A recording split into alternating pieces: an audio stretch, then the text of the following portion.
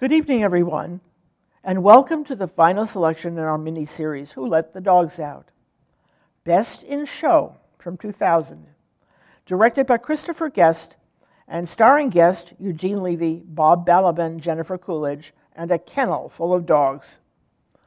Guest, who was inspired by a visit to a dog park with his own pet, has made several comedies like Best in Show, which are actually satiric spoofs of their subjects. He is credited with the development of a new movie genre, the mockumentary, which pokes fun at otherwise serious subjects. The screenplay was written by Guest and Eugene Levy. The film follows the story of 5 canine entrants in the prestigious Mayfair Dog Show as they travel to Philadelphia to compete in the show. Although the movie doesn't have a score in the conventional sense, C.J. Vanston dropped in music appropriate to the dog show scene. The film was photographed by Robert Schaefer. It was a financial flop, earning only $20.8 million on a budget of $40 million. Despite the poor box office showing, the movie was released to critical acclaim. Rotten Tomatoes website stated that Best in Show was a fine example of writer-director-star Christopher Guest's gift for improvisational comedy, boasting an appealingly quirky premise and a brilliantly talented cast. The New York Times review by Stephen Holden called Best in Show a well-organized, exquisitely coordinated skit comedy, saying that this comic jigsaw puzzle is crammed with deliciously funny little bits. The movie won U.S., British, and Canadian Comedy Awards and was the inspiration for the broadcast of the National Dog Show, which has aired on NBC on Thanksgiving Day since 2002. Plot summary. Best in Show is an example of a new genre, the mockumentary, which seeks to emulate a documentary infused with satire or comedy, but is completely fictional. The film's documentary crew visits the Mayflower Kennel Club show in Philadelphia, exploring the excitement and tensions displayed by its eccentric participants, and the amazing handlers, judges, and owners who travel from all over the U.S. to showcase their canine contenders. Mild-mannered Jerry Fleck and his spirited wife Cookie happily groom their Norwich Terrier Winky, while North Carolina bait shop owner Harlan Pepper roots for his bloodhound Hubert to win the blue ribbon.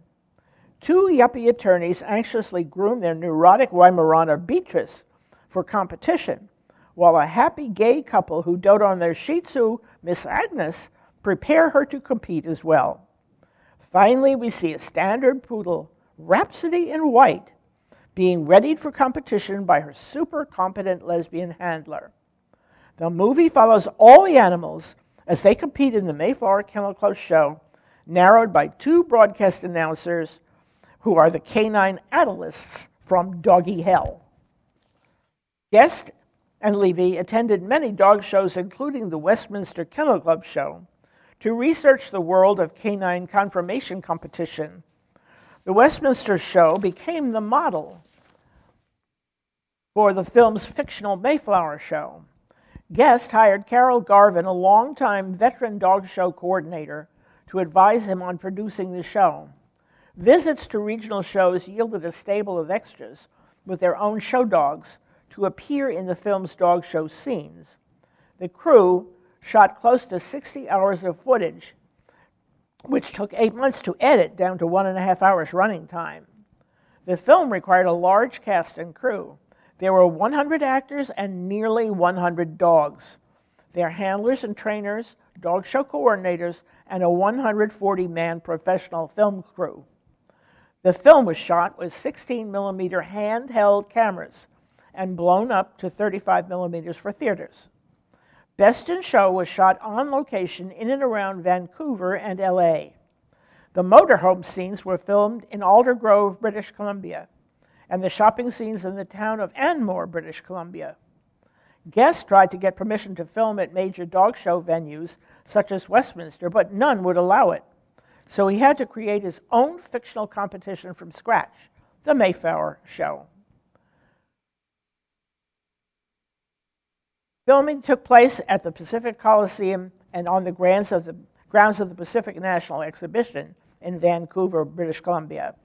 The show venue was set up with authentic exhibition booths, peddling dog-themed vests, T-shirts, tapestries, toys, china, and gourmet dog food, even a booth pitching canine chiropractic therapy. They also built an authentic grooming area for the animals. The auditorium was filled with hundreds of audience extras, dog show participants in evening dress, judges, and the film's crew. The Fern City, Florida scenes were filmed in LA. Much of the dialogue was improvised using a 15-page outline that Guest and Levy prepared for the cast. All the canines who appear in the movie are dog show champions who have competed in authentic kennel club competitions. The principal 5 canine actors are all Canadian champions. They are champion Urchin's Brillo as Winky the Norwich Terrier, champion Arakat's Echo Bar as Beatrice the Weimaraner, champion Quiet Creek's Stand By Me as Hubert the Bloodhound, champion Rapture's Classic as Miss Agnes the Shih Tzu, and champion Cimarron's Red Hat Kisses as Tyrone the Shih Tzu, champion Excel Desi Does It with Pizzazz as Rhapsody in White, the standard poodle. Fun facts about the film. The hotel manager was played by Ed Begley Jr., but his staff were all real hotel employees.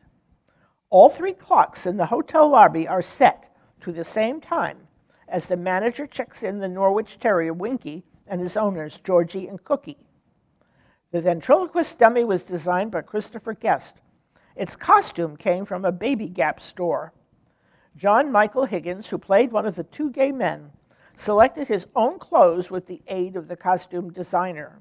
Higgins was so good as his role of a handler that he was actually asked by a dog owner to show the man's dog, and went on to win a blue ribbon.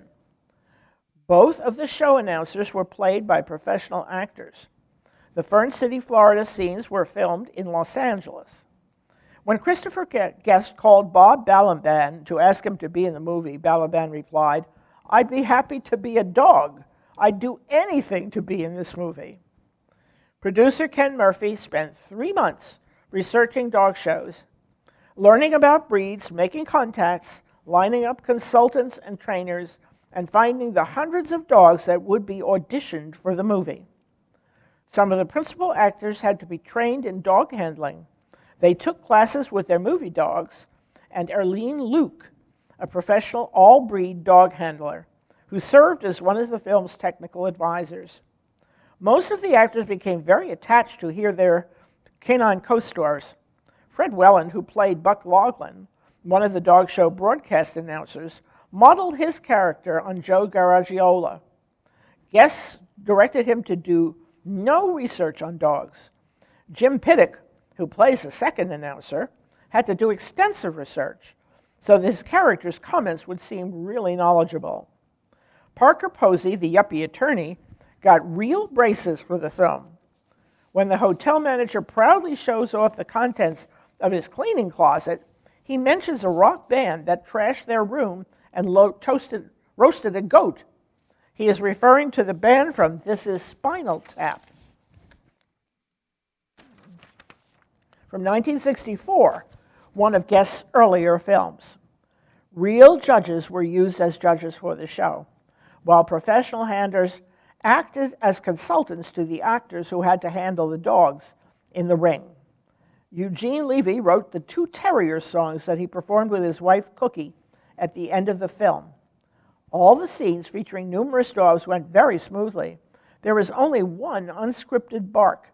We can hear it in the background as Christy and Sherry Ann argue over Christy's makeup backstage.